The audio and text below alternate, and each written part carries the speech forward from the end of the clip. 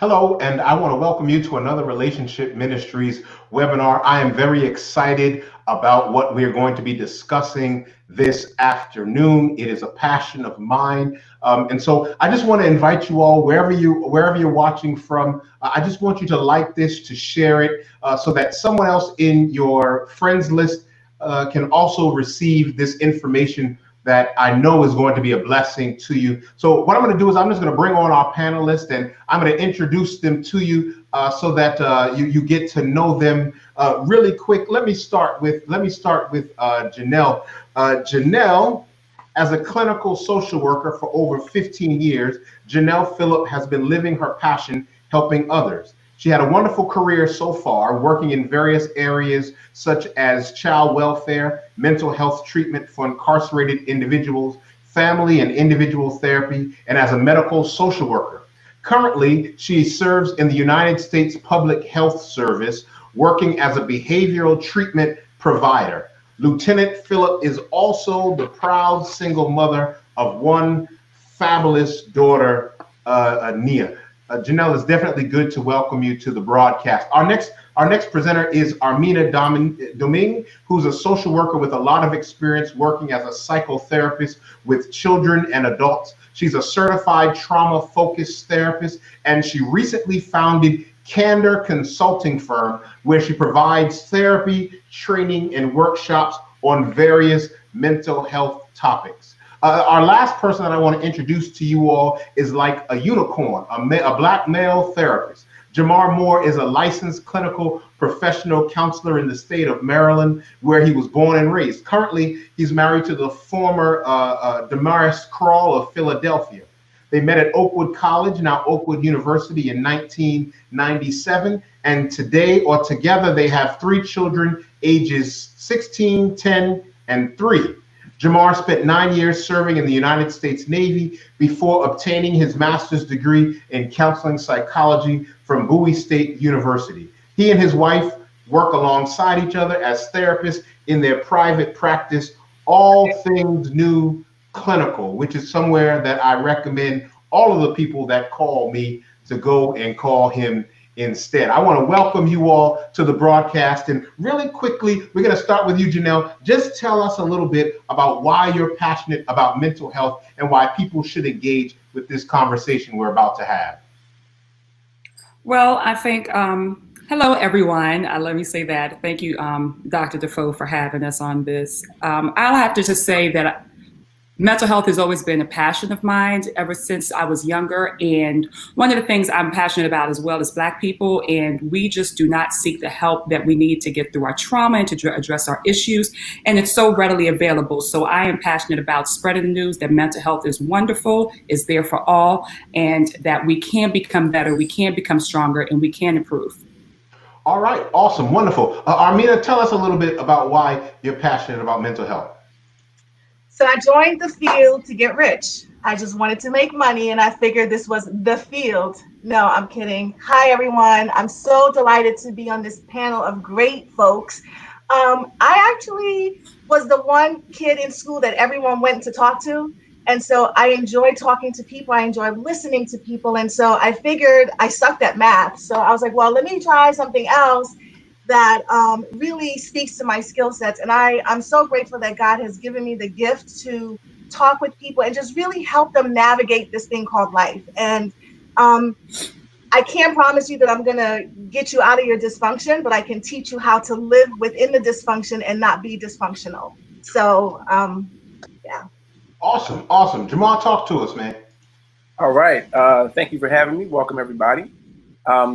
It's a lot of reasons why I got into mental health. I think the main one is directly related to Armina, where she said, you kind of became the person that people went to talk to about their problems. And I noticed that it was a God-given talent. So I wanted to sharpen my talent in that area and help people have better lives, help them think outside of the box. And I may not be able to solve your problems, but like she said, you can find ways to deal with it. So I decided to just go full on with psychology, and I enjoyed every single psychology class that I've ever had. And it's just been a love of mine ever since. So there you go. Awesome. Awesome. I want to thank you all for sort of sharing that. We're going to jump right into the discussion because time is going to go really quickly. And so we'll just throw these out and then we'll bounce them around. And by all means, if you're watching, please make sure once again that you share it. And then please, if you have any questions, please type them in the comment box on YouTube, on Facebook. We'll make sure we'll get to them when we get to our question and answer period. The first thing I want us to sort of talk about is what are some of the challenges that you're seeing with individuals being able to maintain their emotional health or emotional wellness during this trying time, during this COVID-19 time and this physical distancing time. What are some of the things that you're seeing with individuals being able to maintain that emotional and mental wellness? I guess I'll start.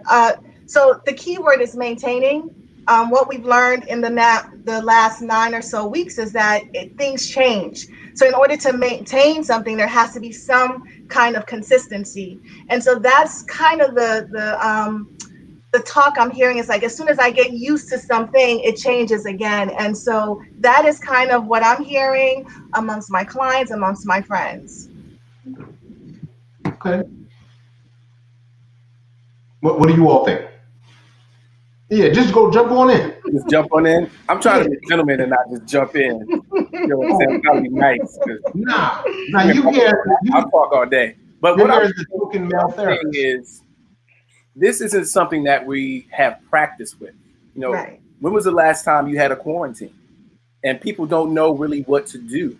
So it's like a flood of emotions. Then we're frustrated, then we're cool, and then it's like we vacillate between all these different emotions. We don't really know what's going on. You know, the news has so many different things that they talk about. Every other second is something else. You know, COVID-19 can now drive cars so they can follow you home. It's like, what do we do with all this information? So people are struggling. And when you add all of these things onto the financial piece, it's like, look, what do we do? So people have questions about this whole thing. It's new. Sure. And another challenge is that the issues that were already pre-existing, a lot of those issues are becoming compounded.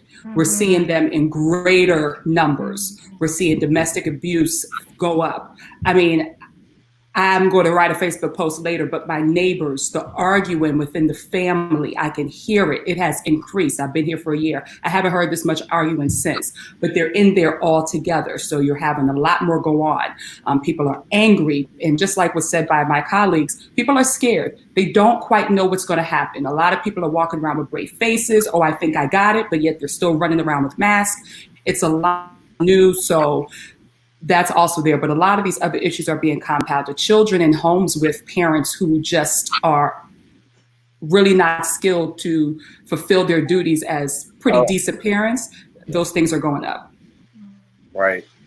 And then you bring the school aspect into it. So not only are you have to work from home, but then you actually have to be a teacher as well. And we would love to sit home and teach our kids if we didn't have to, combine that with working. So now you're a full-time employee and you're a full-time teacher. And it's like, what do we do? This isn't something that we're used to.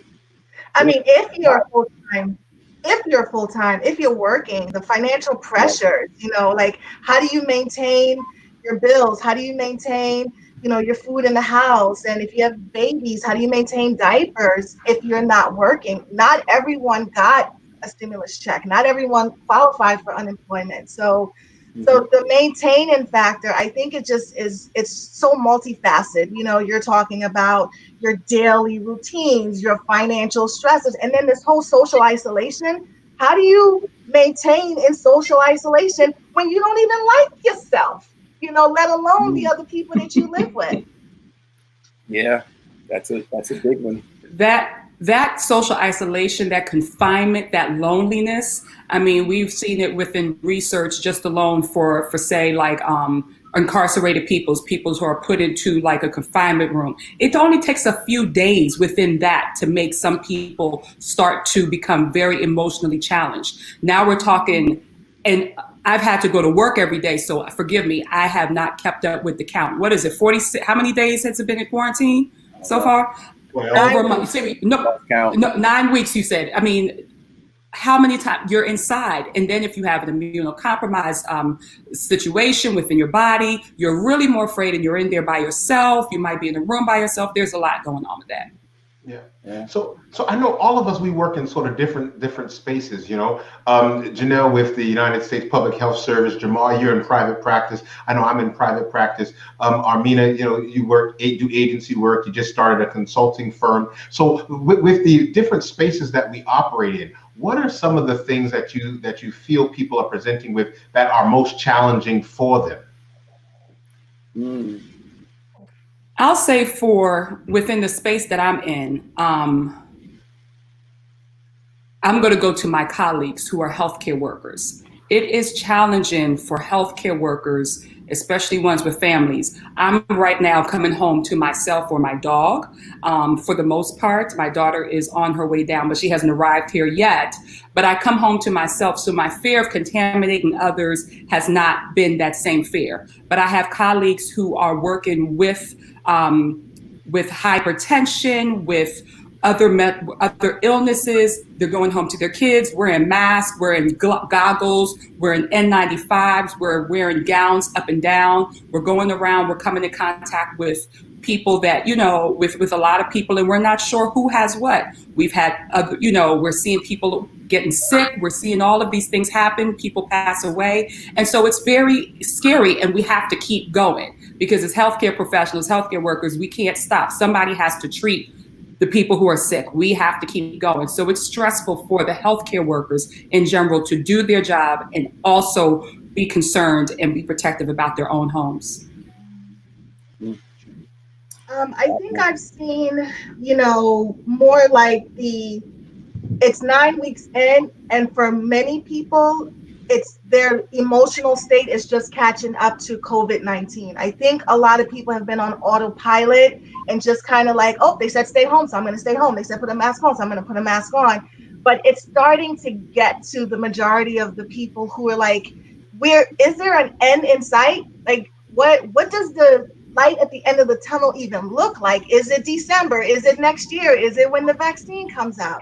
And so for my kiddos, their behaviors have magnified 10 times more because they don't have the mental capacity to even understand what's happening, let alone why they can't go outside. And we're talking about kids with ADHD, oppositional defiant disorders, that being confined to a small space is just starting to affect them. And so it's affecting the family because the parents are like, fix it. And it's like, well, okay, we can't fix it, but let's talk about some coping skills that we can use in the meantime. So those are some of the things that I think is affecting, the community that I'm working with. Gotcha. Yeah, along the lines of relationships, I'm seeing a lot of issues in relationships. Whether you're married, engaged, planning a wedding, I have people that, they were really excited about getting married, but now because of the COVID-19, it's a problem. We've also seen people that experience death in their families where you want to be there to kind of support your family members during a death, and you can't. Because of the way COVID has just changed every aspect of our lives. People are in a continuous state of trying to figure things out. How do we deal with this? How do we deal with that? And who do we ask? So I don't know if you all know this, but I think the third highest search on Google is how to divorce through Zoom. And that's become an issue. People are trying to get away from their spouses because they just can't take it anymore. And then they turn to, to the professionals to talk about it. And I must say that talking about relationship issues has been one of the biggest winners for a lot of couples, because you get that outside person who's neutral to come in and give you tips and skills on how to fight fair, how to deal with chaos, how to speak to each other, how to talk about each other's love language, that sort of thing. There's people out there who have never heard about love languages. And I'm surprised. I thought that was like a normal, book that people read for marriages and just relationships in general. And once they learn how to speak their spouses or their significant other's love language, things start to change. So we're in a constant state of trying to adjust for every little change that's coming along with the COVID-19. One of the things that I think that I have seen in my practice even is, we now have the space to do things that we've put off. So now we see a lot of people that have issues that they're now dealing with, that they now have time to sit and be with themselves. The distractibility is not there. I can't go to the mall to cope anymore. I can't go to my friend's house. I can't go to the bar for happy hours. I can't hang out. The only thing I got right now is myself, and I have to sit in that stuff. And so I'm starting to see even some great work being done with my clients that have dealt with trauma and have repressed it, that have dealt with relationship issues where they're like, yo, I can only go so far away from this man that I can't stand. Let me see if I can work on the relationship. And so there are been some small benefits, but this is a situation that we're in that we have never seen before. And history tells us or teaches us that we are resilient. But I think, how is it that we can suggest or recommend to people who maybe are experiencing anxiety or trauma or depression during this time specifically? Like, what are some of the things that we can help them with? I see a great comment just came in. You're faced with facing yourself. I like that. Ooh. I'm gonna use that. That's I'm not scary. giving no credit. That's scary. And the biggest thing right now for me with singles is the anxiety. The elevated anxiety levels is through the roof right now. And I've been leaning heavily on CBT with Aaron Beck, getting people to face the fact that your thoughts are going to determine your feelings, and your feelings, your behavior. Your behavior is going to determine the outcome, whether it's going to be a positive or a negative outcome. And it all starts with how you think about your situation. And I have been on this anxiety kick for the last 6 weeks. And I've been sharing worksheets with people, letting them see and put a name to their anxiety, whether it's catastrophizing, whether it's tunnel vision, all or nothing thinking, jumping to conclusions. And now they can put a label. And once it starts, they can say, oh, I'm catastrophizing. I'm taking the absolute worst situation and saying that it's going to happen. So let me pull back and reframe my thinking, which is huge.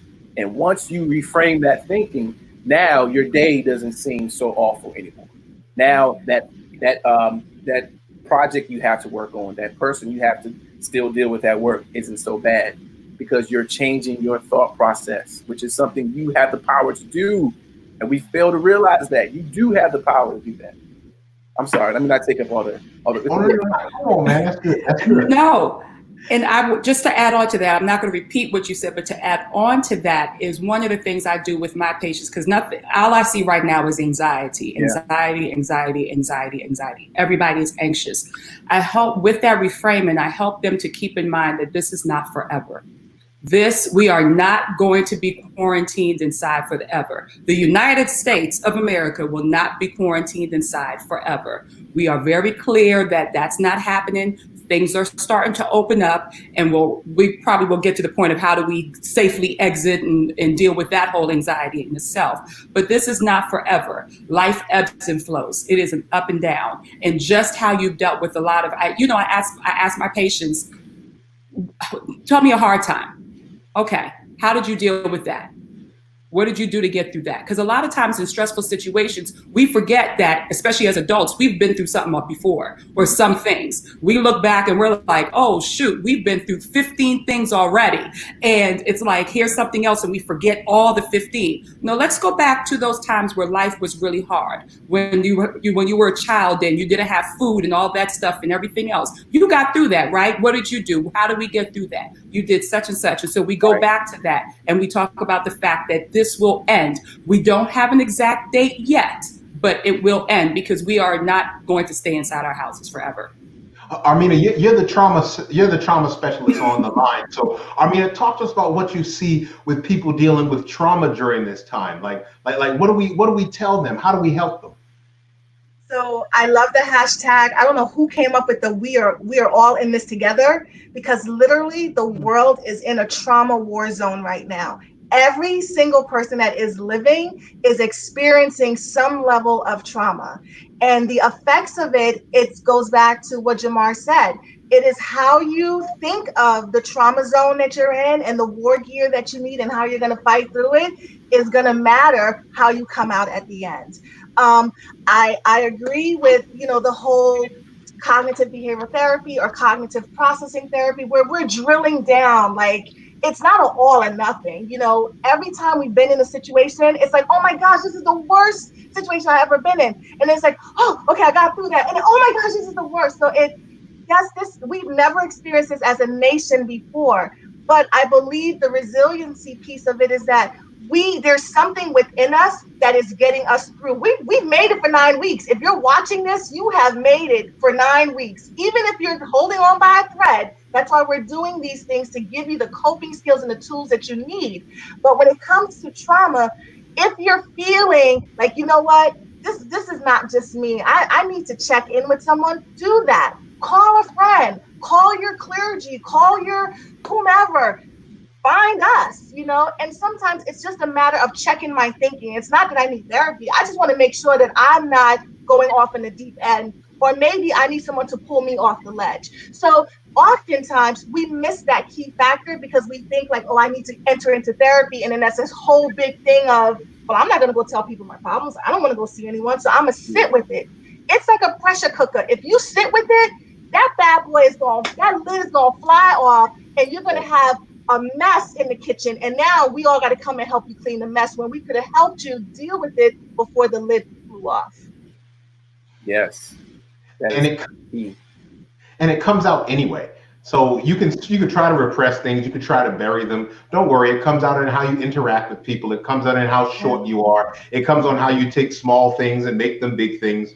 It comes out. So, but let's talk a little bit about this idea of coping. This idea of building resiliency, like give people practical suggestions as to how they can go about coping with these exigent circumstances that we don't seem like we can control, and then talk to them about what things they can control.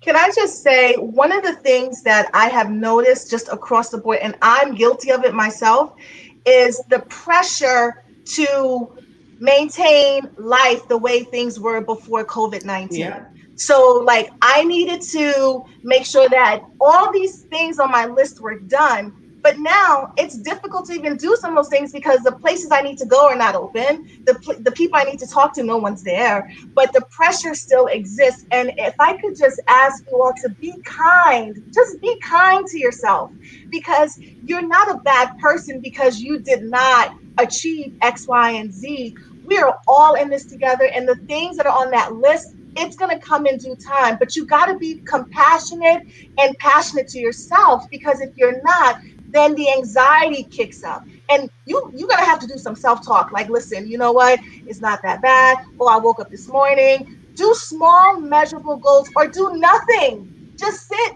do nothing. Take this time to do nothing, or do something. But in the meantime, if the something that you're looking to do isn't working, don't be harsh on yourself.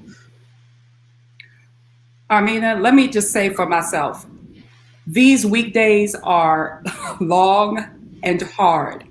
And on the weekends, I have plans. I'm going to read this, I'm going to do that. And I have given myself the permission to leave the dishes in the sink, to sit down and watch TV. Last Sunday, I did absolutely nothing. And it felt amazing. Yes, I can do other things. Yes, I can become, more proficient and stuff. And for some, and that's also some things you can do. If you feel motivated, please learn a hobby. If you feel motivated, go out and do those things. But sometimes we have to give ourselves a rest. But some other coping things that we can do, honestly, I am thankful to God for his gift of nature. One of the things that we can do right now is go outside. We can go outside. We are going outside safe, stay away from people, stay away from masses. But go outside, sit, walk. I saw one of my friends, her family went on a bike ride together earlier today. And it was just such a beautiful picture just to see them as a family outside going on a bike ride. Take a walk, sit down and watch the leaves, look at a squirrel, just inhale outside. It's therapeutic. Yes, at a squirrel. I sit down with my dog and I watch squirrels because it's me by myself and with the constant mental pressure of every day. And then the weekend, I'm trying to prep to get ready for the next week. I go outside, I sit down, I'm like, oh, look at them chasing that other one. And it's meaningless, but it's relaxing and it's therapeutic. And let me add something else in there. One of the things that we know and that I'm hoping as a community that we are doing, but I want us to do more, is to exercise. We have got to get our bodies moving. Our brains take in the exercise as positive food. It helps our mental attitude. It helps our physical being. It helps us to sleep better, regulate our sleep. It helps to regulate our intake and what we're eating. So please get moving, get into nature, get breathing, eat some fruit. Throw the carbs and the sugar away for a little bit. I know it's easy to do, but toss it some days. We can't have it every day, even though we're inside. We don't need the COVID-20, okay? Coming on like the freshman 15, we don't need the COVID-20. Get out and get exercising, get moving, and just find the things that bring you some joy and do that. Yes. Oh my goodness. I'm getting this one all the time. And what I say from the jump is you have got to take self-care seriously. It may seem selfish to do it, but it is so necessary. Self-care is like medicine for you, okay? Don't feel bad about taking some time for yourself. Get away from the kids, get away from the spouse, significant other, whatever, and get away. One thing we did today, my wife and I, we took a drive. And you know how kids are. Where you going? Where you going? We're like, we'll be out for a second. We'll come back. It was so beautiful outside today. We got in the car and we just went somewhere. We just got in the car and went, okay? And it was so great to feel the wind blowing and just to have the sunshine on you. That was something that we got a lot out of that. Just getting in the car and going somewhere. It was great. And if you've ever been one of my clients, you have heard me say this before. When you get on an airplane, and the stewardess or whoever, however you want to call them, they say in case of an emergency and that mask drops down, before you help someone else, put that mask on yourself and then help the person next to you. If you don't do that, if you don't take care of yourself, and this is speaking directly to my essential workers, if you're not taking care of yourself, you won't be able to help anybody else. You've got to put yourself first in this area. It is not selfish. You are actually helping everyone around you by taking care of you. Let's say that again. You're helping everyone around you by taking care of you. So if you need to just sit down and watch a program, read your word, go to sleep, do nothing like you said, play a video game, chase squirrel around the house, whatever it is. Watch the squirrel. Last night, I kid you not, it was about midnight. We kept hearing this crazy noise. It was going, eat you, eat you. And I'm like, what kind of animal is this? So I go outside and I took my flashlight and I'm like, I don't see anything. Eat you, eat you. It's like, what in the world? I look in the tree and there are two owls looking at me like, what's up? You want to come join us? Like, what in the world? Owls outside of my window? So I went and woke my kids up. I said, hey, come look at the nature. We're going to look at some owls. And of course, kids, they so loud, the owls flew away. But they enjoyed that so much. They were like, Dad, we want to have a nature outing again. It's like these kids have no idea that it's COVID-19. We sitting out here on 12:30 at midnight watching some owls make noise. But they enjoyed it. They loved it. And it was some self-care for me because it took my mind completely off of the burden of all this work and everything that I have to do. So whatever it is that you can find yourself doing to enjoy life, please do it. Taking care of yourself is taking care of others. Yeah. And we're going to come back. Let me add something For those essential workers. Yeah, come on. I want to add something in there. You asked about coping, and I want to say this because it just came to my mind. Another thing about coping that we must do is limit what we ingest into our psyches and into our systems. I, for one, am an empath. I feel deeply, I feel greatly. I learned a long time ago that I can't watch news, nightly news. Ooh.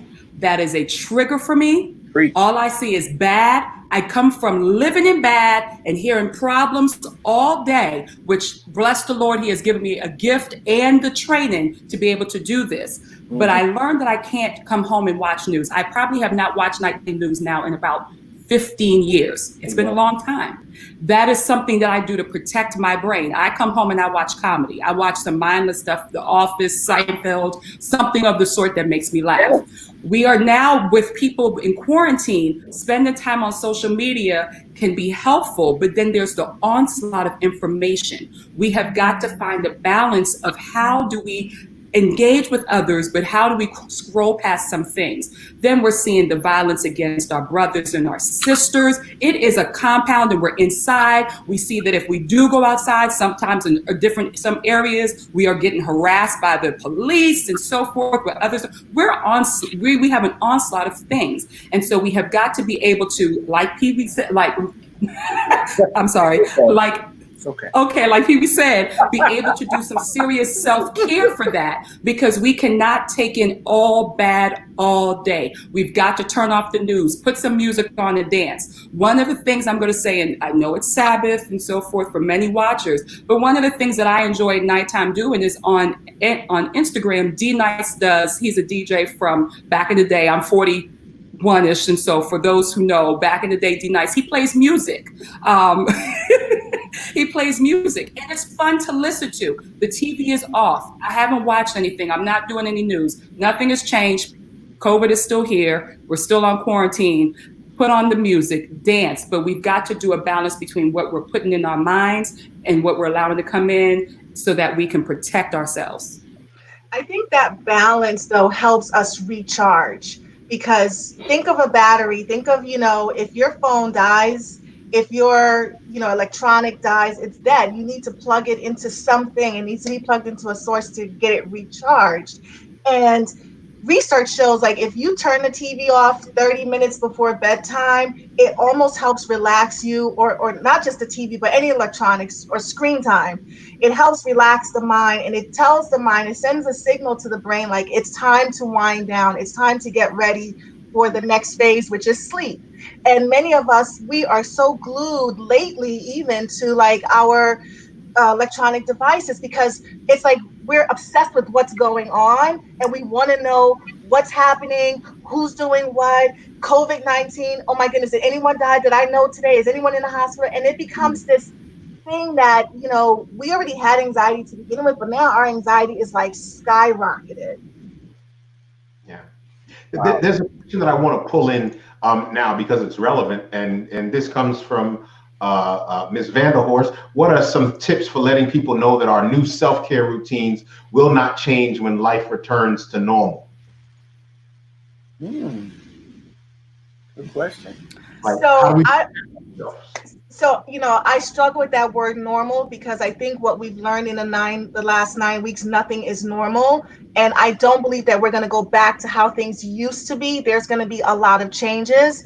And, part of me says, who cares what other people think about your new lifestyle if it's working for you? Because you have to protect the temple that God has given you. You have to protect your mind. And so many times in life, we live for other people. And so maybe this whole COVID-19 is going to teach us, like, we have to do what is going to work for us. And if our loved ones really love us and they can see the transformation and that it's actually helping us to be better people for us and them, then, they should be on board with it. And if they don't, it's change. People don't like change. They may not get used to it for a while, but don't you change. You keep doing it because it's working for you. Yeah. Excellent. I agree. And finding some terminology. I believe in, a little bit of role play for anything, where we're trying to figure out how we're going to have a difficult conversation or things of that sort. How do we do this? So, they want you to go back to the hustle and bustle, or they feel this and say, hey, sometimes using what was working during this 9 weeks could be something that could be very helpful as well. Say, hey, during this 9 weeks, we were able to function without doing such and such and such. That is something I think we need to maintain. We were able to go through with doing this, that, and the other, and looking at what has changed for the positive, referring back to that and using that as a to push off to your responses. And just one thing as well too, I know one of the things, especially with social media and stuff and our cell phones, everything being in the apps of our phones, we have gotten into this thing where we have to respond immediately. And nowadays, a lot of folks are finding some pleasure in being able to be a little bit free from that. I say just continue to protect, set your boundaries and your hours. I am available between such and such and such and such. After that time, I'm sorry, but I will be unavailable to deal with this, that, or the other at that time. We have to be able to set boundaries. Thinking ahead from now, planning, what do you anticipate that those organizations or people that at first had all this access and wanted something from you, and now that you've had some space, you think, okay, this has been great, but they're going to want it after. Start working through some things, write some stuff down. How do I phrase this? Run it past some friends as well too. Run it past some friends, some colleagues, some parents, or whatever else, and see how you can come up with that. Gotcha. Nice. Go on. I was going to say something real quick. You ever been through a storm, takes out the power, and all the lights go out? You got to get the candles up, and the TV's off, and it's quiet around the house. That happened a few years ago in Maryland. There was a big storm, and the lights went out. And so it kind of forced us to come together and spend time with each other. And after a while, we realized we didn't miss the lights, we didn't miss the TV and all the other stuff. We just started to spend time together, and we talked. We had conversations about life, and we laughed. And then the power came back on. The TV came back on and all that. And we turned the TV back off, turned the lights back off. We just kept talking. It showed us how we were missing certain elements of the family unit that we needed to bring back. And I think this is teaching us some things about how we communicate with each other. I love Pastor, the first person I heard say this was Pastor Mitchell from RPC. He said we need to take away the social distancing and say physical distancing. Because when we focus on the social distancing, we get this idea that we shouldn't still communicate with each other. We can still be social. We're being social now, just not physically. So it's good to have that connection going on, forming that bond. One thing my family started doing was, since our family reunion is going to be interrupted, my cousin, Mason West, he got this Zoom thing going. He said, hey, look, at 6 o'clock, I want the family to get on Zoom, as many people as possible. And we did that. And it was amazing. It was fun. I got to meet cousins I hadn't seen before, and some I hadn't seen in years. And just being on that call, I forgot about time and everything. It was like, wow, this is great. We should be doing this all the time. But because of how busy we are, we can't do it. So the COVID has kind of put that idea to family and connection and all that back out there. And I think that's great. I think the flip side of this is the family who require those Zoom meetings. They want to check in with people. And I was talking to a friend last night who said to me, I don't want to join a Zoom meeting every Friday with my parents and my siblings. And how do I tell them? Because they know I have nothing else to do. So then the question is like, well, what else are you doing that you can't join the Zoom? So I think the whole boundaries is, you have to set that and be comfortable and okay with it, which is hard for a lot of people to do. Yeah. So I want to address this very important issue, because I know we have a lot of religious folk on the line. We have a lot of people who don't utilize mental health services because of some stigma. And of course, we know this is also Mental Health Awareness Month. May is Mental Health Awareness Month, in case there's people online that didn't know. So there are people in our circles, in our families, in our churches, in our communities that will not, for any reason, access mental health services. If it's because I don't want to tell anybody my business, I could pray. I don't need that. I've dealt with it. It was so long ago. Whatever the excuses are, right? Let's talk to some of the folk that don't access mental health services and they know they need it. Ooh. Wow. You go first. You go first, Pee Wee. I mean, sorry, Jamar, you go first. I guess we got to put that out there. Most people know me as Pee Wee. I had the name since I was a little kid. I can't escape it. I just embrace it. Okay. So, all right. Now that we got that out the way. A few months back, I started this thing where I would counsel pastors, and I called it my Jethro session, because in the Bible, Moses received therapy from someone that was not God.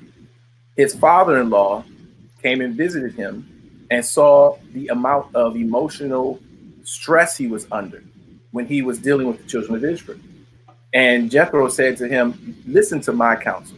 If you go on like this, you're going to die. You need to make sure that you're handling the important stuff and give the little stuff to other people. That way you can maintain. Because if you don't do that, you're going to die, pretty much. And Moses, the man who talked to God face to face, was like, okay, cool. Thank you for your words of wisdom. Now, if Moses, who was the greatest prophet to ever walk the earth, can have somebody give him counsel, what makes you think that you don't need it too? Do I need to say more about that? I'm gonna drop back on that. I'm gonna drop it. It's not time for that though. Yeah, but yeah, no. Jump in here. Talk to the folk that won't access services. We don't have to be that strong all the time. We are not enslaved. We are not going to get beaten because we show emotion and because we cry. I believe a lot of the traumas that we are dealing with in the Americas and through and within the islands and so forth, with some of these issues has been tied to, unfortunately, that period of time when we were enslaved and we had to do so much and hold so much in to survive. We don't have to live that way anymore. Mm-hmm. Massa ain't going to get us. Wow. Nobody's going to beat us. We are doing this for ourselves. We are hurt. We have been through trauma. And even if it's not that big, we have things that we want to address. We have things that we just want to talk about. We are now free to be able to do so and to embrace that. There is absolutely nothing wrong. Mental health illness is an illness. Yes. If you were sick and you had a headache, you run and you take some Tylenol. Yes, you drink some water with it and you might do some other things, but if it doesn't go away, you're going to your doctor. If the doctor says to take the Tylenol, you take the Tylenol and it goes away, you're going to do it. We follow so many other things for illnesses. We'll follow a lot of other treatments. And I'm not saying that we should not pray or do natural stuff as well. Absolutely. But there are times when we have to elevate or escalate that. And going just to talk to someone is the proper escalation. We have got to be able to release. We've got to cry. Yeah. I remember there was a time when crying was looked at as weakness. That is garbage. That is trash. As a matter of fact, crying and being vulnerable is strengthening. Why do I have to hold it all? Why do I have to be all? No, yes, I make mistakes. Yes, things happen. I apologize. I move on. I don't have to be superhuman. And I want us as people of color, especially, to no longer feel that we have to be superhuman. Yes, we're magical, but we also, but we break as well. Yeah. And so we need to be able to have some space to do that. So my whole thing is that's how I talk to people. If you had cancer and the doctor said, if you don't do this treatment, you're going to die. Just like people were saying, if you don't change, you're going to die. Mm-hmm. If you don't listen to me, Moses, if you don't listen to me, you're going to die. It's the same thing. We are dying. We are miserable. We're angry. I'm going to stop in a second, but I know as somebody that worked in the hood, I used to wonder why are they always speeding through the hood. It's not that they're just rushing, it's anger. Everything sometimes comes out of this aggression. And that's because we are hurting and we've had nowhere to release. We have got to find the space to release. We are therapists, we're here, there's all kinds of people here. Let's take use of it. Yeah. So you guys have said it all. I put a stamp on that. I agree with it. I just want to add that, you know, I said this earlier, like sometimes we just need to do a check-in or to check our thinking. I think that word therapy and mental health has such a negative attachment to it through generations, you know, and especially in our communities, in the African-American communities, we are taught that what happens in this house stays in this house. And even if the mom or your guardian, whomever, doesn't say those words, they give you the look. Or if you happen to slip something out and it comes back, there's repercussions for it. And so we grow up thinking and believing that it's not okay to go to therapy. And then if we do go to therapy, we don't even open up. We are just on the surface. It's like, I can't tell you as clinicians how many times, like when I come out of session, I feel like I've been digging in the mind all day because I got to be like sifting through and like getting through all of the surface to get to the core of what's really going on. And there's relief in that. You got to get to the core so that everything else starts to work itself out. In this whole COVID-19, you got to know what's typical and what isn't, right? Because right now it could feel like, oh my gosh, I'm crazy. Yeah, I said that word. Or I got, you know, mad issues going on. Stop and think. Weigh the pros and cons. Is it situational or is it internal or is it external? And try to figure it out. And if you can't, there are people who will. I will tell you right now, Psychology Today is offering at least the first 30 sessions for free. You don't have to pay anything. You don't have to use your insurance. You get the first 30 sessions for free to just figure out where you're going to go with this. To even figure out if it's something that is actually happening to you or is it based on what's happening right now? And will this subside? Will it pass by? So there is so many things out there. If you don't want to do all that, talk to your primary care doctor. You have a relationship with them. You've probably been seeing them for years. They probably helped you with so many other things and you trust them. And trust is a big thing when it comes to going for mental health treatment. We don't trust, and we surely don't trust easy. So try to see what you can do. Find that trusting person that you believe is not going to judge you and not going to hold it over your head, and start the conversation. Yes, I'm so glad Janelle mentioned that part about crying. So I see a question in there about, but many men think crying is weak. Now I got to tell you, most of my clients are African-American males, most of them. And what I hate to hear from my African-American male clients is, I've never told anybody this before. And after saying that, the usual reaction is they start crying. It pains me, not that they're crying per se, but that they've never shared what they just shared with me with anyone else before. Like they held it in. And I'm talking brothers in their 60s, 50s, 40s that are telling me this thing for the first time. Counseling and therapy, it is not a sign of weakness. It is not a sign that you have a mental illness. You may just need to talk to somebody about your problems. That right there, I've had sessions where the person just talked the whole time. And I didn't even want to say anything. I said, man, you just need to get this out. You haven't told anybody this before. Of course you're hurting. You've been going 60 years of your life with all this pain from some trauma you had, or some thought that you thought was going to destroy your life, but it really wasn't. And you've just been carrying it for so long. You've got to talk to somebody. It doesn't mean you're weak. It actually means you're strong enough to say, hey, I need help, like Janelle said. I'm weak right now. I need some help. Talk to somebody, please. Or just use the phrase, can I run? just use the phrase like, can I just run this by you? Yeah. Can you just hear me out for a second? So those are some of the buzzwords that you can use. You don't have to be like, oh, I need to find a therapist or I need to find a counselor, go to counseling. Just say, hey, can you just hear me out? I just want to make sure that I'm not, and you'll be surprised how that little phrase, you can walk away with so many tools in your toolbox to use for different situations. And, you don't have to come back, but people come back because they find it helpful. And I think if you try it, you will find that it is helpful. I tell my clients all the time, as a Black woman, I don't walk into anybody's salon and be like, can you highlight my hair? I want to know things about you. Can you do my hair texture? Can you do this?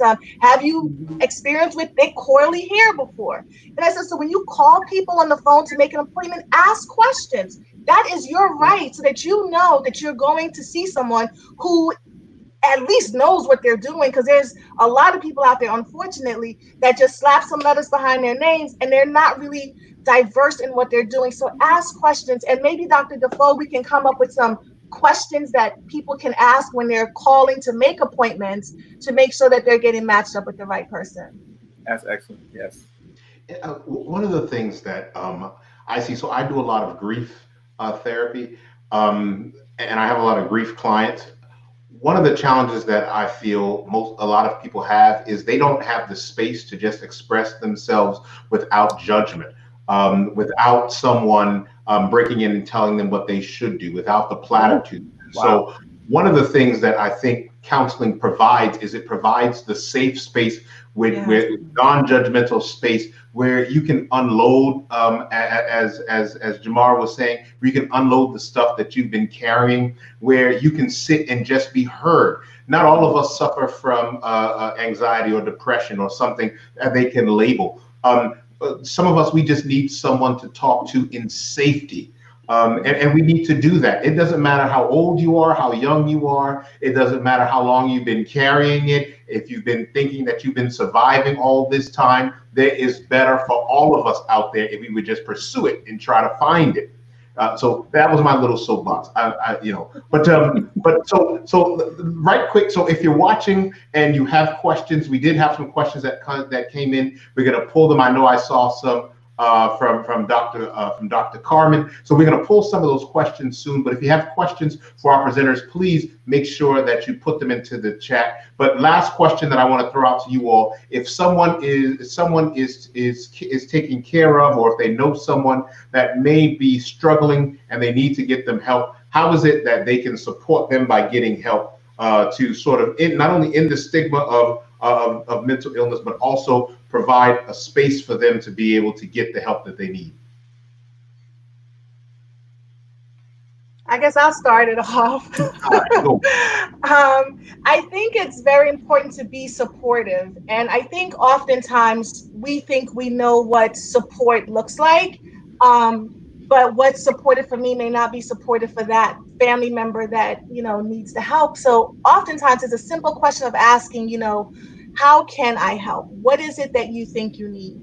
Versus telling them what you see and the benefits that it can give them, but just sort of offering them that, look, I am here for you, whatever that looks like for you, and try to start that dialogue. Now, the caveat I'm gonna put in there is that if they're at risk to themselves or other, that is not the question to have for them. You have to make sure that they get assessed to make sure that they are not in danger of hurting themselves or anyone. But for the ones who just maybe are experiencing some symptoms that maybe have a name or doesn't have a name for, just encouraging them, go with them to the appointment, drive them to the appointment. Maybe you sit in the car. Now with telehealth, maybe you log on the computer for them and you sit there behind the screen like you're doing good, or leave the room so they can talk. So be as supportive as they need you to be, not what you would do for you, but what they need from you. Yeah, awesome. Absolutely. Yeah. Go on, Jen. Armina she kind of said it all. I always ask them for permission for whatever you do. And a lot of times when we ask for permission, we will be surprised at what people say. A lot of times people were just waiting for someone to ask the question. Yeah. How are you doing? Oh, I'm fine. No, and stop and say, no, you don't sound fine. how are you really doing? Mm-hmm. And then it all comes out. Right. If those types of things have become pervasive and they're like, when you're hearing the conversation, then say, hey, maybe we can find somebody, like, Armina was saying, maybe we can find somebody to call. Right now, Psychology Today is offering 30 free sessions. What is it going to hurt? The benefits outweigh the cost with this. The benefits outweigh the risk. And so just being along, and just like you said, Armina, just walking along with them, but just asking permission. Most times people will give you permission to help for anything. Now, if you see things increasing, like you said, with more serious things, I would say to do a constant check-in, or to gather in a small circle of loved ones or people that care or know that something has already been existing and it seems to be spiraling out of control, coming together and seeing, hey, let's put our heads together. Can we get a professional involved? Can we get a professional involved and use that to come up with some other solutions to help that individual? Yeah. Yes, I agree with everything you all just said. I'm just going to add a little small piece to it that I get a lot from people that like to call and diagnose people and tell them you need to see someone because you got major depressive anxiety, diphtheria going on. Don't diagnose people. Yeah. You don't know how to diagnose people, because one of the things is sometimes people take a diagnosis as dread on their life. I have what? Oh my goodness. And just by knowing that, now you increase their anxiety and depression. So talk to a professional about the issues going on, and don't try to force people to see a therapist. I'm not going to see somebody that's been forced. Okay.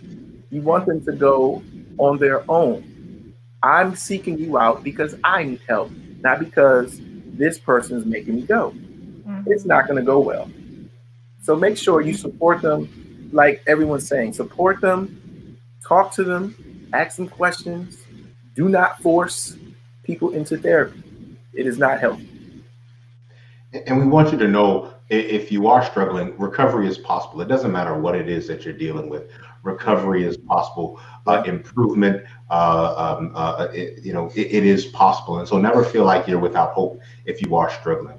All right, so I want to take some of these questions, and one of these came from Dr. Robinson. She says, what advice do you have for essential workers who may be experiencing compassion fatigue? Ooh, that's a great question. That's a big one.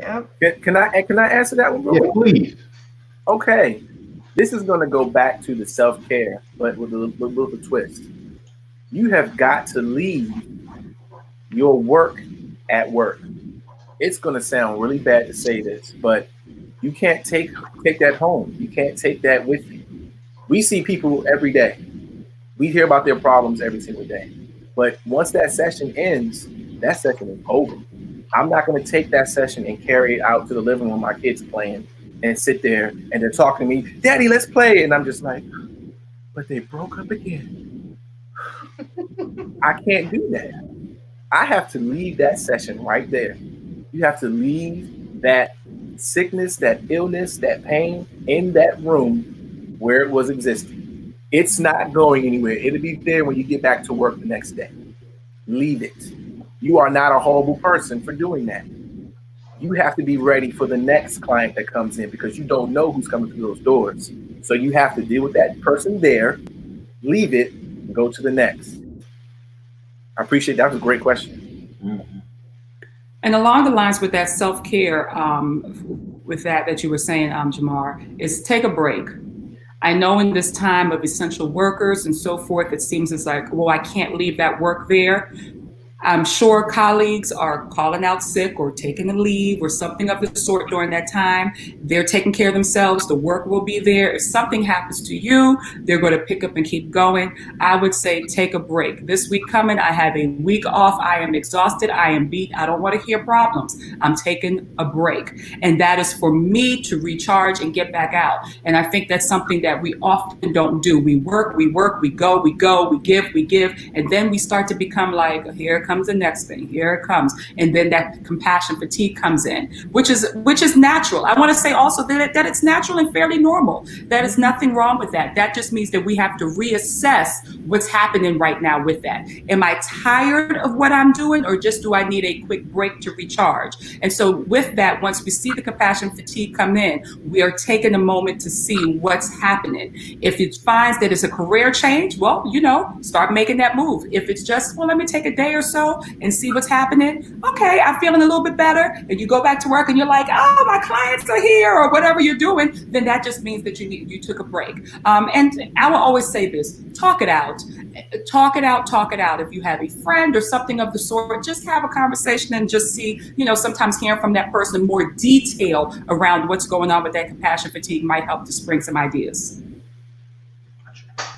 And be kind to yourself, right? Be kind to yourself and unplug. Like we talked earlier about unplugging from electronics. Sometimes we have to unplug from what we do from day to day, plus everything else they say. Gotcha. Okay. So what about those individuals who, and I saw in the chat, Havis, to put up this question about men, and I'm trying to find it. Okay. Jamar, I'm going to throw this to you. Many men think crying is weak. How do we overcome this stigma? You have to understand that we were given this ability to cry for a reason. And I know our perfect example, who was Jesus, he cried on more than one occasion. So if Jesus can cry and show his feelings, I think that it's okay and it's safe for men to cry. And for whatever reason, I don't know where it came from, but crying has become a sign of weakness. And when you grow up, you want your sons to be tough and, oh, don't cry, be a man. Like, wait a minute. Crying is being a man. I'm man enough to express how I feel right now. And if some tears come out, then you see that it's serious. So crying is something that we need to do to express how we feel. There was this cartoon that Pixar put out. I forget the name of it, but they were exploring all the different feelings of this little girl. And there was happiness, there was excitement. Inside Out. Thank you. And they were trying to eliminate the sadness in this little girl. And when they did that, they saw that people didn't react to her the way they needed to because she wasn't expressing the right emotions. Those emotions are there for a reason. If you can't see somebody ever cry, you may look at them and say, oh, wow, they're just strong all the time. No, I'm not strong all the time. There are moments where I do need to just get it out and just cry it out. And as a young man, you grow up thinking that, oh, you're not supposed to cry. Like, look, if anybody's watching The Last Dance right now, and you've seen Michael Jordan win that championship after his dad died, it was the first time he won a championship, his father wasn't there. The first time he won a championship, he grabbed that trophy and the man started crying. We saw how important the championship was to Michael Jordan, and his teammates who feared him were like, whoa, this dude has emotions. My goodness. Emotions are there for a reason. Crying does not make you less of a man. Crying actually means that you are a man. Yeah. I want to say that it came from toxic masculinity. And as we start to address that toxic masculinity on all sides, we'll start to also release the ability for men to feel and to cry and to still understand that that has nothing to do with them being a man. Thank you. I see people giving me the name of the movie in there too. What's ironic is teletherapy is hard for me. You all know that. Pee-wee has tried to encourage me, and he offers me support. But teletherapy is hard for me. At the end of my day, and this is another one of those things I've never told anybody. I don't know why I'm telling everybody now, but at the end of my day, but no, it's not a problem. It's my I'm about to just wait. Hold on. At the end of my day, I take 5 minutes because of all the stuff. I see 11 clients back to back. At the end of the day, after all the stuff, I sit staring at the computer and I cry.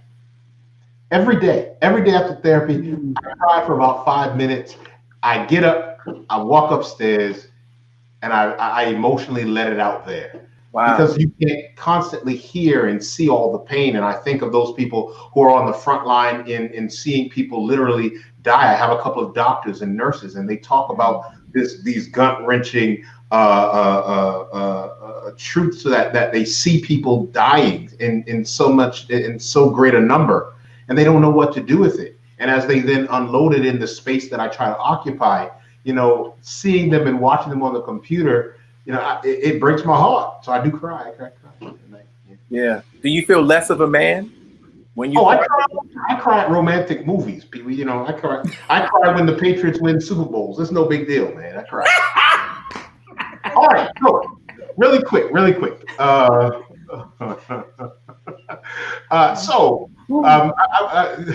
Real quick, I want to just give you all some opportunity. This hour went by quick. We're actually over time, but I want to give you all just a little time to just express sort of some closing thoughts, and then if there's a way that if you run a practice or if you have a service that you provide, just let people know how they can get in touch with you, and then give us some parting words of wisdom, some parting advice, so that the people who are listening, they can take some extra things away from you all personally. We'll start with you, Janelle, if you don't mind, and then we'll come on down to Armina and Pee-wee.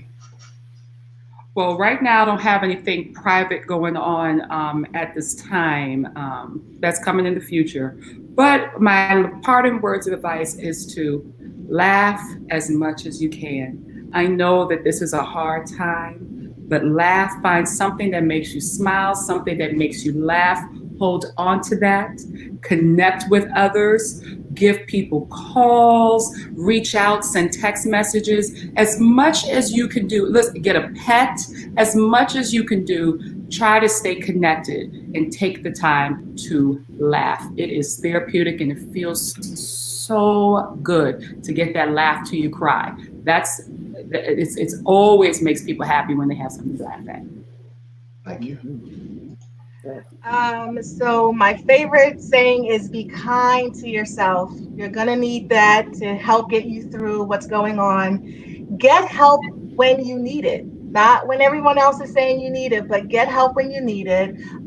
Continue your self-care strategies. We can expect that our current strong feelings that we're having right now, it is going to fade when this pandemic is over. But what we have learned in the field of psychology or counseling is that stress doesn't disappear from your life just because the health crisis of COVID-19 ends, right? So continue the self-care, continue to practice taking care of yourself. We talked about that. Good thing with Facebook, you can go back and watch this again and get those pointers that Janelle specifically mentioned. And don't forget the squirrels. Now you got to go back to watch this to see what I'm talking about. Live that down, Janelle. Wow. To close out, I'm going to share something with you. I had a guy come over here. We were getting water in our basement, and he said that I'm going to dig a trench in your basement. It's going to be attached to a sump pump. And so when the water comes in, it will be directed out. And he said something that was really key. It caught me, and I use it to this day. He said, you can't stop the water from coming in, but if you set up a mechanism to divert the water out, you'll be able to maintain. So you can't stop the anxiety and the depression from coming. But what mental health awareness and what therapy does, it sets up a mechanism for you to divert it out. We all need to have that type of mechanism, whether it's self-care, whether it's therapy, whether it's exercising, something, because it is going to come. It cannot stop. And as followers of Christ, we know that we're going to face tribulation. Jesus said that it's going to come, but you have to have that mechanism set up to get rid of it. Dr. Defoe, I forgot to say, you can find me on Psychology Today. That's how I know about the 30-minute free counseling sessions, because I actually offer your first session free, and that's 45 minutes to an hour. And also you can find my business on Facebook at Candor Consulting Firm. Thank you. Gotcha. Oh, yes. I'm sorry. I was supposed to promote mine too. www.allthingsnewclinical.com. Please, you can find myself and my partner, who is my wife, Damaris Crawl, at www.allthingsnewclinical.com. See, Jamal, I had your website queued up because I know it's because I send you everybody that calls. Go call him. He'll hook you up. He'll take care of you. But listen, I just want to just let all of you who are watching know that by all means, if you need help, make sure that you seek help. Know that the coping mechanisms that we talk about, find out or find the ones that work for you specifically, and don't give yourself a hard time. Find someone. The counseling relationship is very important. Find someone that you can vibe with, someone that you feel that you can connect with. And by all means, if you need the help, make sure that you seek the help. I want to thank all of you all for coming on. I see in the chat that people are asking for part 2, and so usually when these things work and the flow works, then we just stick with it. But I want to thank Janelle. I want to thank you, Armina. I want to thank you, Jamar, for coming on. And then I also want to let those people who are watching know that we do have seminars and webinars practically weekly for relationship ministries. I want to just share some things that are coming down the pipeline. Starting on Sunday, May 24th, we're launching this new show on Sundays called Sunday Conversations. Our first guest will be Natalie and Patrick Graham, but we will be doing it every single Sunday at 10 o'clock. And so we want you to come and we want you to take a look. It's not just going to be about marriage. It's about relationships. It's about dating. It's about singlehood. So we want you to bear that in mind. And then also next Sabbath, we are continuing our intimate conversation series with Oliver and Denise Marcel, who are founders of Denali LLC, who run an awesome podcast. Make sure you join us next Saturday at 4:00 p.m. And then on next Sunday, May 31, this is back by popular demand. We had our family and finances conversation maybe last month. We're doing it again on Sunday, May 31. We have these brothers coming back again to talk to us about how it is that we can maintain our financial security during this rough time. And then once again, back by demand, we are going to continue our discussion on manhood from our men's ministries section of the department. We're going to continue with I Am the Man, a conversation on authentic masculinity. We have Uncle Ronnie coming back. We have Corey coming back. And then we also have Jamie Pottinger coming back. This one I'm very excited about. I'm releasing it here. We have our single conversation that is going to be happening on Saturday, June 13. I'm excited. I'm getting out of the way. I'm not facilitating this one. I have my big brother, W. Nick Talaferro, coming. He's going to moderate the conversation between him, Kimberly Bolgen, Leo Smart, and Dr. Tiffany Llewellyn. And so you don't want to miss that conversation, unfiltered for singles. Listen, I want to thank you all again for coming. I want to thank you all for watching. And there you go. And by all means, why don't you share this with someone that maybe wasn't able to see it, or if you're just joining us now, why don't you go back and watch the replay? It was definitely good to have you. Have a wonderful day. Thank you. Thank you. Thank you.